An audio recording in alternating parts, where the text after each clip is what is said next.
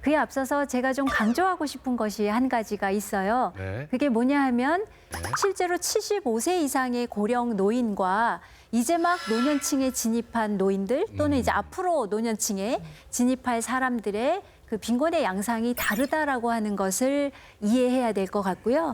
그래서 그에 대한 준비도 좀 달라져야 되겠다고 생각을 합니다. 또 좀 다른가 보구나. 사실 더 심각하게 빈곤의 문제를 갖고 계시는 분들이 바로 75세 이상의 고령 노인들이거든요. 위로 갈수록, 네, 고령. 그래서 저희는 이제 후기 고령 노인이라고 이야기를 하는데요. 앞에서 저희가 OECD 노인 빈곤율을 살펴봤을 때 우리나라 노인의 빈곤율은 전체로 40.4%였잖아요. 근데 75세 이상 노인만 놓고 보면 52%에 달하게 되는 거예요. 절반. 네, 그러니까 후기 고령자들이 경제적으로 더 힘든 시대를 살아왔다라고 하는 것을 알 수가 있는 거죠. 사실 그분들 세대를 보면 자녀가 4~5명은 기본적으로 있었고요. 그리고 교육이 가난에서 벗어나는 유일한 방법이라는 생각을 가지고 있었기 때문에 자녀 교육에 올인을 했었던 세대죠. 또 그와 함께 부모님도 부양을 해야 됐었는데 이것은 너무나 당연시되었던 부양입니다.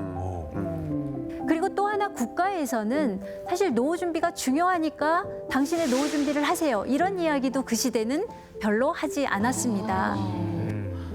사실 저는 그 시대에 어머니 아버지가 정말 평생을 굉장히 힘들게 사셨잖아요. 네. 근데 또 노년까지도 힘들게 사셔야 된다는 게 정말 마음이 아픕니다. 그래서 사실은 국민연금 같은 게 네, 준비돼 네. 있는 거 아닌가요? 네, 맞아요. 맞아. 그런데 문제는 우리나라 국민연금의 시작이 상당히 늦었다는 거죠. 사실 국민연금이 시작된 해는 1988년입니다. 그런데 전 국민이 가입 대상이 된 해는 1999년부터거든요. 진짜 얼마 안 됐구나. 네. 그런데 이 노령연금을 받을 수 있는 그런 세대는 10년 이상 국민연금을 가입을 해야만 가능합니다. 그런데 후기 노인들은 이런 조건을 갖추지 못했다라고 하는 거죠. 우리 나이로는 그때 연금이 이게 없었어요. 노후애들 있어가지고 연금 넣은 사람이 있죠. 우리는 그런 게 없었어요. 30만 원 혼자 있기 때문에. 그래서 이제 국가가 특례연금이라고 하는 것을 만들게 되고요. 이 특례연금이라고 하는 것은 이제 5년만 가입을 하면 연금을 탈 수 있도록 이제 해놓은 그런 제도라고 볼 수 있습니다. 근데 가입 기간이 짧으니까 얼마 못 받으실 것 같아요. 네, 가입 기간이 짧고 여기서 더 문제는 받으시는 금액이에요.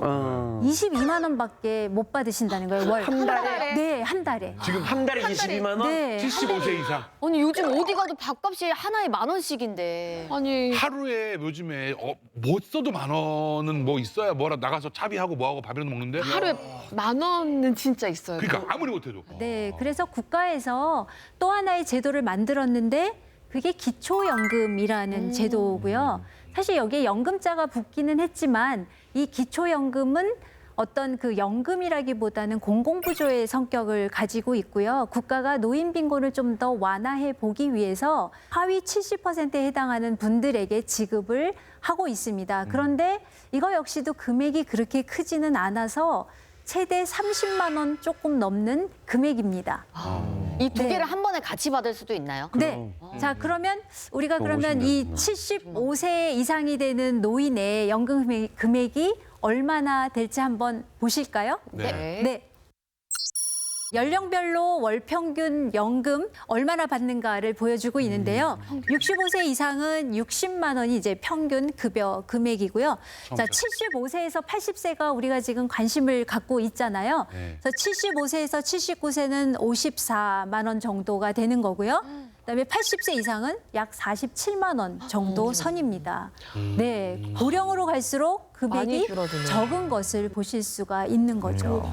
선생님 그러면 이거는 국민연금과 기초연금을 합친 금액으로 생각하면 되나요? 네, 네, 그렇게 보시면 될 것 같고요. 합쳐도 저거밖에 네, 안 네, 되는구나. 합쳐도 저렇게밖에 되지 않습니다. 근데 쌤 이게 물론 작긴 하지만 사실 이게 아까 말씀드린 대로 연금이 시작된 지가 얼마 안 되니까 이분들은 당신이 연금을 낼 수 있는 기간이 없었고 그래서 미래를 위해 저축한 돈이 없었기 때문에 지금 이렇게 어떻게 보면 좀 적은 돈으로 지금 살아야 되는 그런 상황이 있는 네, 거죠. 맞아요. 아하. 그게 지금 말씀하신 것처럼 우리가 매달 많은 돈을 사실은 내야 나중에도 많은 돈을 받을 수 있었을 텐데 우리나라의 연금으로 내는 보험료가 비율이 9%밖에는 안 됩니다.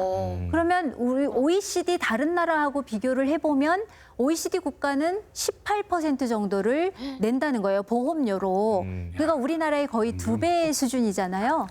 그래서 사실 이제 연금 개혁 이야기를 하는데 보험료율을 좀 높이고 또 받는 금액도 좀 더 올리는 쪽으로 개혁을 하면 어떨까 뭐 이런 이야기도 진행 중에 있기는 한데요. 네. 지금 연금 개혁을 한다고 해도 사실 75세 이상 노인들에게 바로 해당이 혜택이 없잖아요. 가지는 않습니다. 그래서 노인 빈곤을 완화하는 데는 좀 어려운 상황이지 않나 그렇게 생각이 됩니다. 네.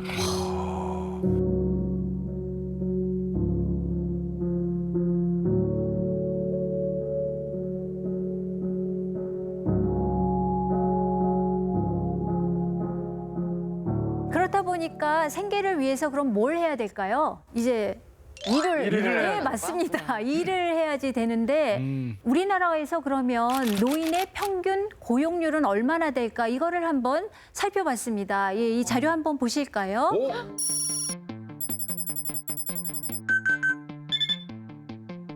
이거 좋은 거라고 봐야 됩니까? 일본을 이겼네요. 예. 잠깐만 우리가 1등이면 뭔가 이상한데 느낌이. 이것도 그쵸? 1위인가요? 네, 이것도 우리가 1위입니다. 활기찬 대한민국. 네, 활기찬 대한민국이면 참 좋을 텐데요. 네, 계속 이제 2016년 이후부터 매년 사실 일하는 노인들의 비율이 증가는 하고 있습니다. 오.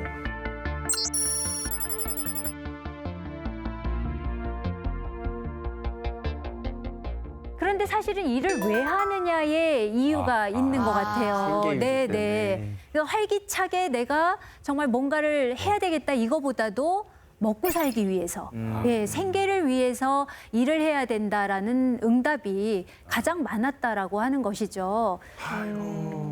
그렇다면 혹시 우리 시니어분들이 어떤 일을 하게 되시는 걸까요? 그래서 이제 보면 우리 시니어들이 일하는 부분들이요. 대부분은 단순 노무직이라는 거고요.